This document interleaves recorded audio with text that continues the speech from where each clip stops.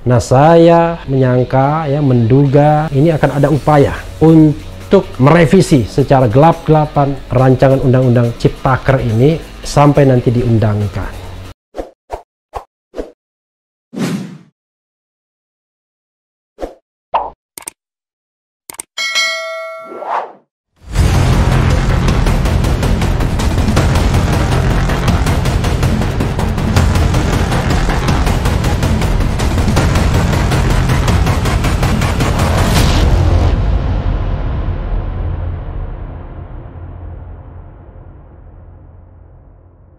Namun demikian, pasal-pasal ini tetap berlaku dan tidak dihapus. Oke, artinya undang-undang itu tidak mengenforce, ya. Memang tidak perlu. Artinya sepanjang tidak dihapus, dia tetap berlaku. 5. Benarkah outsourcing diganti dengan kontrak seumur hidup?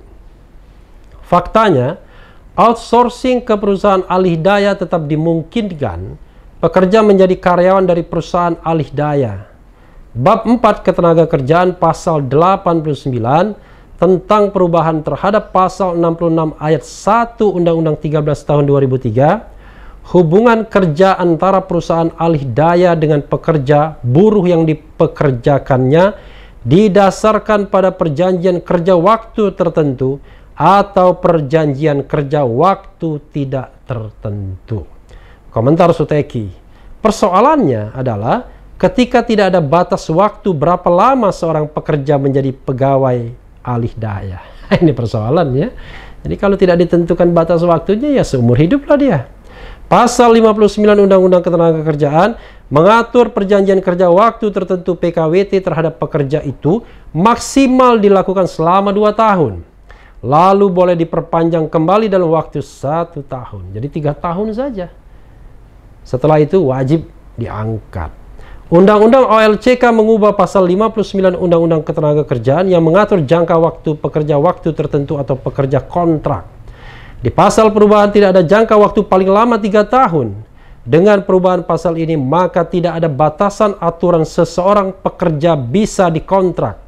Akibatnya bisa saja pekerja tersebut menjadi pekerja kontrak seumur hidup. Pasal 59 ayat 1B dan ayat 4 Undang-Undang Ketenagakerjaan dihapus. 6. Panjang juga ini masih, ya. Ya, kita lanjutkan, ya, pembicaraan ini. 6.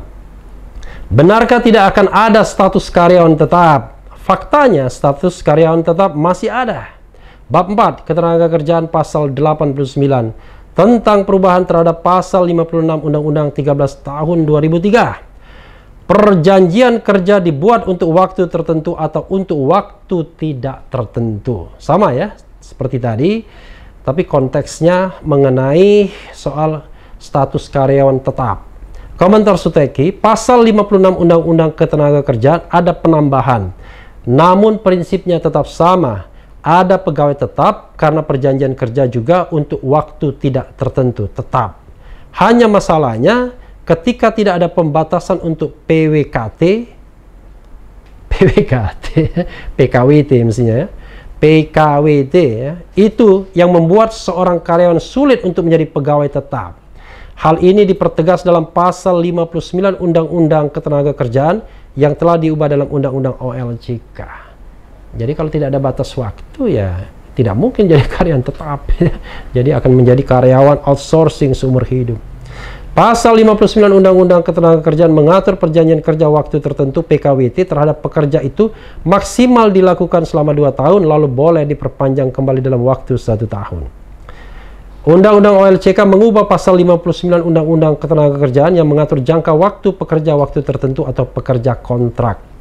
Di pasal perubahan tidak ada jangka waktu paling lama 3 tahun. Dengan perubahan pasal ini, maka tidak ada batasan aturan seseorang pekerja bisa dikontrak. Akibatnya, bisa saja pekerja tersebut menjadi pekerja kontrak seumur hidup. Pasal 59 ayat 1B dan ayat 4 Undang-Undang Ketenagakerjaan dihapus. 7.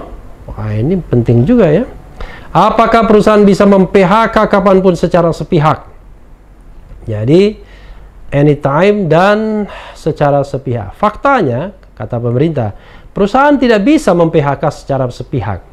Nah, mudah-mudahan itu interpretasinya. Tapi bab 4 ketenagakerjaan pasal 90 tentang perubahan terhadap pasal 151 Undang-Undang 13 tahun 2003 ayat 1, pemutusan hubungan kerja dilaksanakan berdasarkan kesepakatan antara pengusaha dengan pekerja buruh. Ayat 2, dalam hal kesepakatan sebagaimana dimaksud pada ayat 1 tidak tercapai, penyelesaian pemutusan hubungan kerja dilakukan melalui prosedur penyelesaian perselisihan hubungan industrial sesuai dengan ketentuan peraturan perundang-undangan. Komentar Suteki, persoalannya adalah selain 9 alasan PHK, di Undang-Undang OLCK ada tambahan alasan perusahaan mem-PHK buruh. 1. Melihat pada Undang-Undang Ketenagakerjaan ada 9 pasal 154A penambahan alasan perusahaan boleh melakukan PHK, seperti 1. Perusahaan bangkrut, 2. Perusahaan tutup karena merugi, 3. Perubahan status perusahaan, 4. Pekerja buruh melanggar perjanjian kerja, 5. Pekerja buruh melakukan kesalahan berat, 6. Pekerja buruh memasuki usia pensiun, 7. Pekerja buruh mengundurkan diri, 8. Pekerja buruh meninggal dunia, 9. Pekerja buruh mangkir. Undang-Undang Cipta Kerja menambah 5 poin lagi.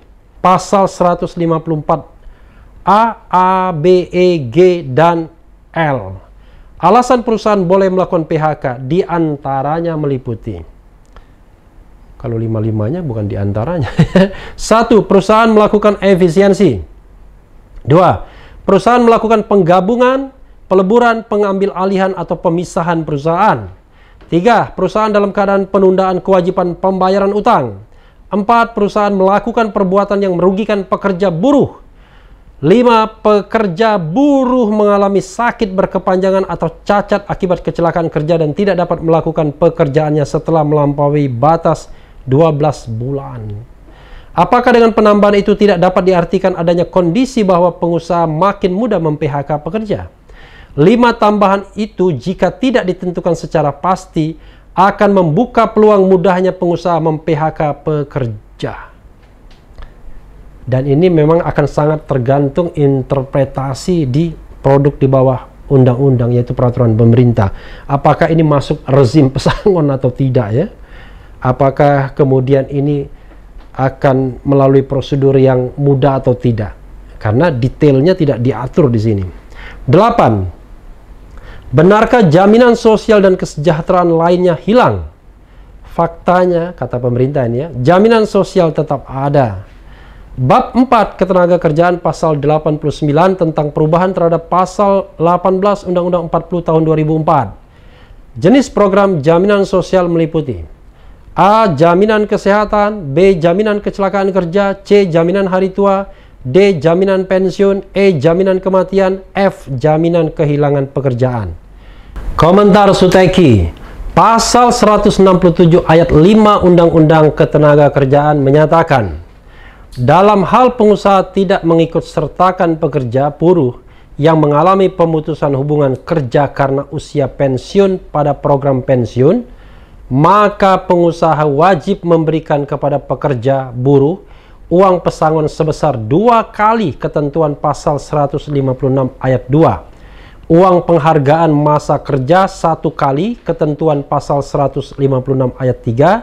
Dan uang penggantian hak sesuai ketentuan pasal 156 ayat 4. Undang-Undang OLCK menghapus sanksi pidana bagi perusahaan yang tidak mengikut sertakan pekerja buruh dalam program jaminan pensiun.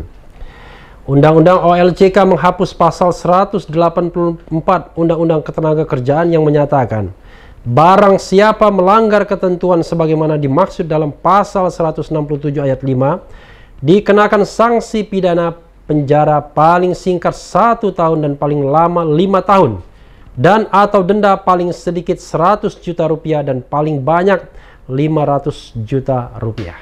Jadi ada hak pekerja yang hilang, yaitu jaminan pensiun. Apakah itu dianggap tidak berarti bagi pekerja?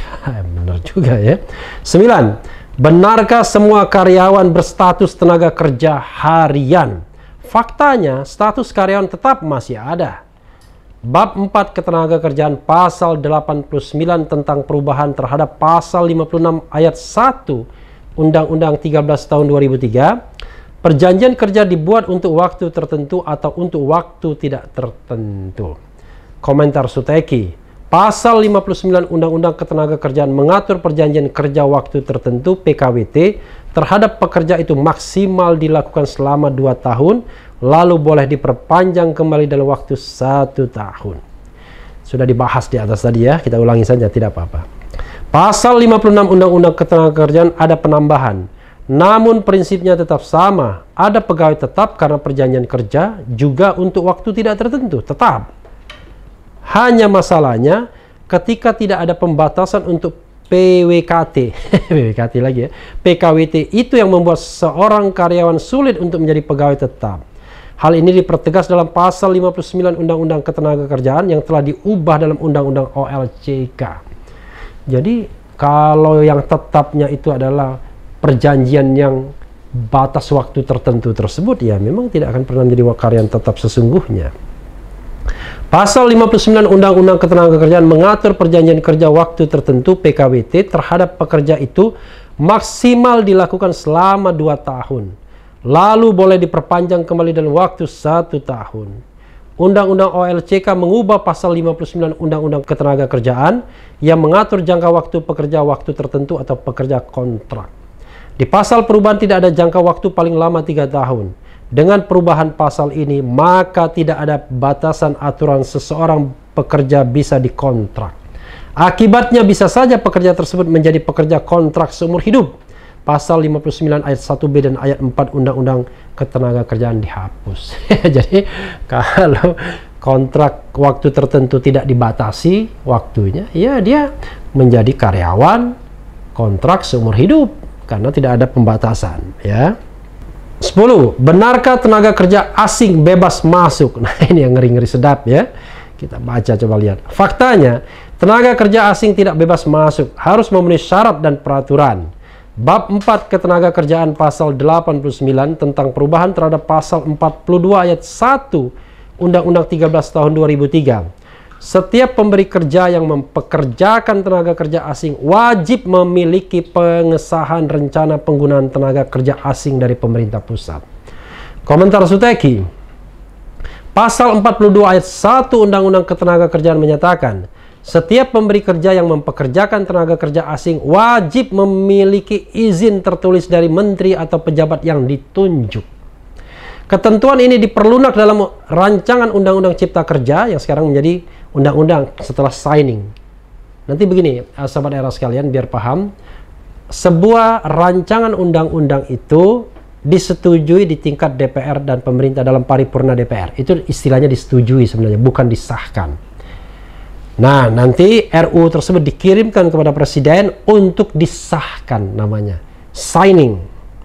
Setelah Presiden signing, tanda tangan, diserahkan kepada Menteri Hukum dan HAM untuk diundangkan. Jadi tahap-tahap pembentukan undang-undang itu adalah to initiate, to deliberate, approval, kemudian signing, dan kemudian pengundangan. Jadi 5 tahap itu. Dan sekarang adalah tahap ketiga, hanya konstitusi kita mengatakan kalau dalam paripurna DPR itu pemerintah dan DPR sudah setuju, walaupun RUU itu tidak ditandatangani Presiden alias tidak disahkan, maka RUU tersebut sah menjadi undang-undang dan wajib diundangkan. Ya, contohnya apa? Rancangan undang-undang tentang perubahan undang-undang KPK yang sekarang menjadi undang-undang 19 tahun 2019 itu tidak di-signing oleh Presiden Jokowi. Dan sekarang sedang diuji di Mahkamah Konstitusi. Tergantung sinyal istana juga. Kira-kira mau dibatalkan atau enggak ya. Oke. Saya ulangi. Ketentuan ini diperlunak dalam RUU Cipta Kerja. Izin tertulis TKA diganti dengan pengesahan rencana penggunaan TKA. Dan kewajiban pengesahan rencana penggunaan TKA tidak berlaku dalam kondisi dalam keadaan darurat, vokasi, startup, kunjungan bisnis, dan penelitian untuk jangka waktu tertentu. Penambahan Pasal 42 ayat 3. 2. Pasal 43 ayat 1 Undang-Undang Ketenagakerjaan berbunyi, pemberi kerja yang menggunakan tenaga kerja asing harus memiliki rencana penggunaan tenaga kerja asing yang disahkan oleh Menteri atau pejabat yang ditunjuk. Pasal 43 mengenai rencana penggunaan TKA dari pemberi kerja sebagai syarat mendapat izin kerja, di mana dalam undang-undang atau RUU Ciptaker, informasi terkait periode penugasan ekspatriat, penunjukan tenaga kerja menjadi warga negara Indonesia sebagai mitra kerja ekspatriat dalam rencana penugasan ekspatriat dihapuskan. Ya, intinya adalah debirokratisasi ya. 2. Pasal 44 ayat 1 Undang-Undang Ketenagakerjaan menegaskan bahwa pemberi kerja tenaga kerja asing wajib menaati ketentuan mengenai jabatan dan standar kompetensi yang berlaku. Oleh Undang-Undang OLCK pasal 44 mengenai kewajiban menaati ketentuan mengenai jabatan dan kompetensi TKA dihapus. Apakah hal ini tidak berarti ada indikasi bahwa TKA lebih leluasa dan bebas masuk? Tapi Semarang 9 Oktober 2020. Sebelumnya ini tanggalnya 6 Oktober, tapi saat video ini dibuat, sebelum saya membacakan ini dan mengomentari, saya telepon dulu Profesor Suteki. Apakah betul ini tulisan dia? Dia mengatakan betul, ada yang diubah. Ternyata ada sedikit yang diubah soal cuti hamil dan lain sebagainya. Tapi intinya adalah tulisan ini berusaha menjawab bahwa seolah-olah mereka yang bicara dan memprotes undang-undang cilaka ini semuanya menyebar hoax. Nggak demikian. Mungkin tidak 100% benar komentar itu atau tuntutan buruh misalnya, tapi paling tidak undang-undang ini benar-benar undang-undang yang membawa cilaka ya. Kenapa? Saya rely on dengan para guru besar ya. Teman saya Profesor Susi Dwi Haryanti misalnya membacakan pernyataan dari guru besar. Rekan-rekan saya di Fakultas Hukum UGM, di situ ada profesor ketika saya kuliah dulu, dekan beliau, Profesor Maria Sumarjono misalnya, dekan Fakultas Hukum UGM sekarang, Profesor Sigit Rianto, rekan saya di UGM, Zainal Arifin Mukhtar dan lain sebagainya. Mereka sudah membuat kajian mengenai undang-undang Ciptaker atau cilaka ini. Hasilnya mereka mengatakan banyak masalah. Nanti dalam satu kesempatan yang lain saya akan membacakan hasil kajian mereka, dan juga akan berusaha mendalami, menginterview satu demi satu tema yang ada. Jadi sobat era sekalian, kembali lagi saya ingin mengatakan begini. Kalau ada suatu rancangan undang-undang, ketika dia disahkan, lalu memunculkan pro dan kontra di masyarakat, memunculkan polemik yang berkepanjangan, demonstrasi, tuntutan menghapuskan, bahkan kekacauan di mana-mana sampai ada korban jiwa, maka pastilah rancangan undang-undang atau undang-undang itu tidak mengikuti kaidah pembentukan undang-undang yang baik. Jadi lawmaking prosesnya bermasalah. Apalagi kalau di antara pemerintah tidak satu kata memaknai undang-undang itu. Yang lucu lagi misalnya, balik DPR mengatakan yang beredar itu adalah draft yang tidak asli. Wah, padahal kita tahu anggota DPR mengatakan mereka tidak mendapatkan draft yang akan disahkan atau disetujui dalam rapat paripurna. Dan itu memang kelakuan DPR. Ketika mau mengesahkan suatu rancangan undang-undang, tidak semua anggota DPR mendapatkan draft. Padahal kita tahu bahwa basis keanggotaan DPR itu adalah basis individual. Tidak hanya fraksi sebagai kepanjangan dari partai politik. Ada tanggung jawab individualnya. Saya pernah punya pengalaman sobat era sekalian, undang-undang tentang pemilihan umum tahun 2009. Kalau tidak salah waktu itu undang-undang tahun 2008 ya, yang akhirnya menjadi undang-undang nomor 12 kalau tidak, antara 10 dan 12 nanti kita cek lagi. Waktu disetujui dalam rapat paripurna DPR hanya berisi 316 pasal. Tapi begitu diundangkan menjadi 320 pasal. Memang tidak ada perubahan yang substantif. Tapi persoalannya adalah kalau kita mengikuti proses pembentukan undang-undang yang baik, tidak boleh ada perubahan setelah disetujui dalam rapat paripurna. Nah, saya menyangka ya, menduga ini akan ada upaya untuk merevisi secara gelap-gelapan rancangan undang-undang Ciptaker ini sampai nanti diundangkan. Ya, barangkali memberikan sweetener kepada pemrotes untuk mengatakan bahwa Anda nggak benar loh apa yang disampaikan. Tapi the hidden agendanya mungkin tetap berlangsung. Salah satu hidden agendanya adalah bagaimana perusahaan menghindarkan tanggung jawab untuk memberikan pesangon ketika mem-PHK banyak sekali pekerja dengan cara meleburkan perusahaan dengan perusahaan lainnya dalam sister company misalnya, atau meminta perusahaan lain mengakuisisi perusahaan tersebut. Jadi selamat, dan semua aset bisa digunakan lagi untuk membentuk perusahaan baru. Dan buruh lama karena perusahaannya tidak prospektif lagi tinggal ditinggalkan dan diberhentikan tanpa uang pesangon.